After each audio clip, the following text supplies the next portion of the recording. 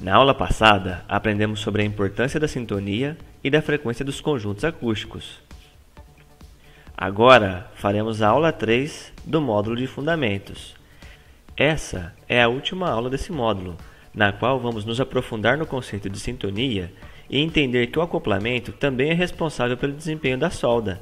Vamos lá? Uma outra maneira de entender a sintonia, de entender esse ajuste de frequência, é olhando para o comprimento de onda, pois o comprimento de onda está correlacionado com a frequência.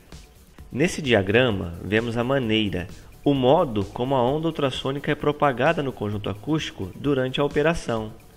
O comprimento de onda é a distância percorrida pela onda ultrassônica em uma oscilação completa e é representado pela letra lambda.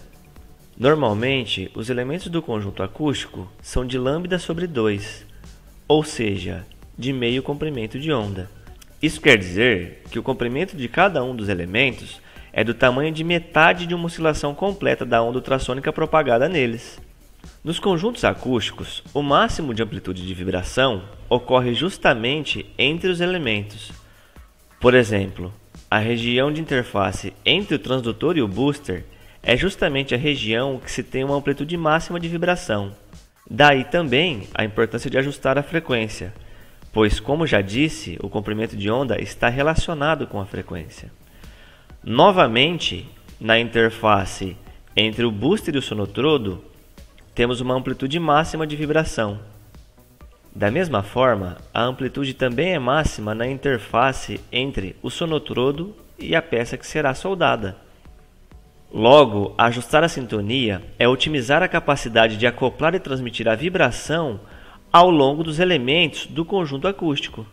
É potencializar a capacidade de entregar o ultrassom à peça que será soldada. Basta um único elemento fora de frequência para comprometer a eficiência da solda. Tão importante quanto a região de máximo de vibração das peças é a posição nodal de vibração dessas peças.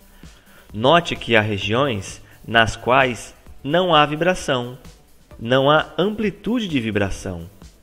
Essas regiões são conhecidas como posições nodais ou simplesmente nós de vibração.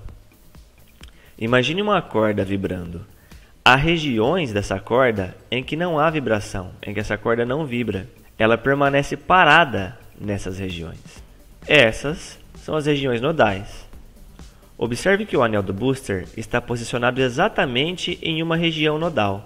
Isso não é por acaso, pois só é possível fixar um conjunto acústico em uma região em que naturalmente não existe vibração. Se não adotarmos esse procedimento, se fixarmos o conjunto acústico em uma região em que há vibração, nós vamos atrapalhar a vibração do conjunto. Por exemplo, se fixássemos o conjunto acústico nessa região, estaríamos inibindo a vibração do conjunto, uma vez que estamos segurando o conjunto acústico exatamente onde ele tenta vibrar. Ao inibir a vibração do conjunto acústico, causamos a redução do fator de qualidade mecânico, o QM, medido pelo analisador TRZ. Logo, as regiões nodais também são de extrema importância.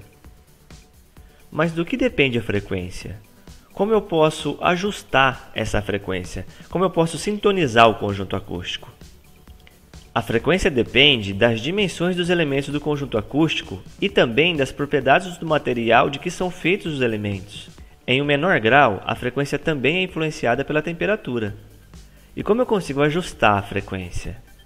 Bom, se a frequência depende das dimensões, entende-se ou espera-se que alterando as dimensões dos elementos do conjunto, eu mudarei a frequência deles. Aqui podemos ver como mudanças específicas de dimensão no sonotrodo alteram sua frequência. Ao diminuir o comprimento do sonotrodo, aumentamos a sua frequência. Se removermos material da face ou da traseira do sonotrodo, aumentamos sua frequência. Ao passo que, avançando nos raios, diminuímos sua frequência. Aumentar lateralmente os rasgos do sonotrodo também diminui sua frequência. E diminuir o diâmetro do sonotrodo também reduz a sua frequência.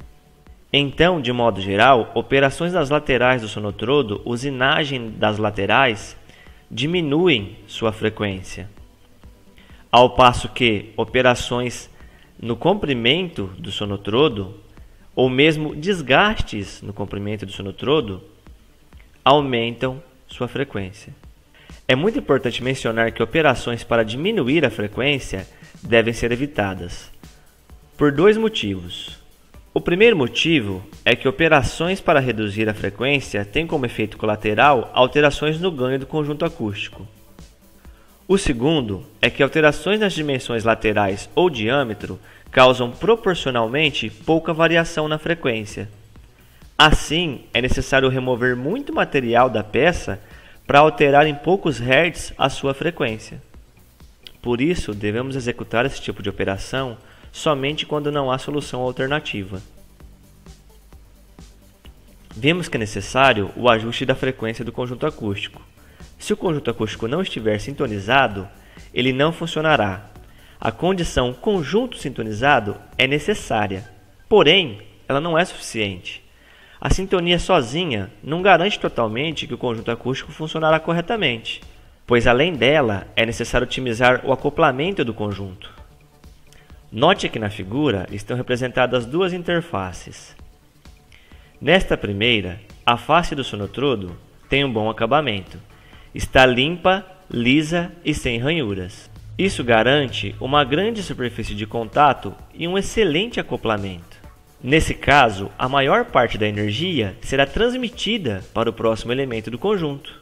Quanto mais energia é transmitida, melhor é o desempenho do conjunto. No segundo exemplo, a interface tem várias ranhuras e desgaste por conta do uso do equipamento. Esse desgaste diminui a superfície de contato e reduz bastante o acoplamento dos elementos, tendo como consequência a queda da frequência e do fator de qualidade mecânico do conjunto. Nesse caso, uma fração maior da energia é dissipada na interface, ao invés de ser transmitida para a realização da solda, ficando retida como calor no elemento com acoplamento ruim e no conjunto acústico como um todo. A consequência é o aquecimento e o estresse dos elementos do conjunto. Esse estresse gera perda de sintonia, que resulta em mais aquecimento, iniciando novamente o ciclo vicioso até a falha catastrófica do sistema por fadiga, com danos ao conjunto e ao gerador. Então, além de ajustar a frequência, além de manter o equipamento sintonizado, também é necessário garantir o acoplamento eficiente. O acoplamento e a sintonia vão determinar a impedância e o fator de qualidade mecânico do conjunto, e, consequentemente, a eficiência do conjunto em vibrar e entregar a vibração para a solda. Portanto, se existir algum tipo de trinca ou defeito no conjunto acústico, isso também vai afetar a impedância e, consequentemente, diminuir a eficiência e o fator de qualidade mecânico.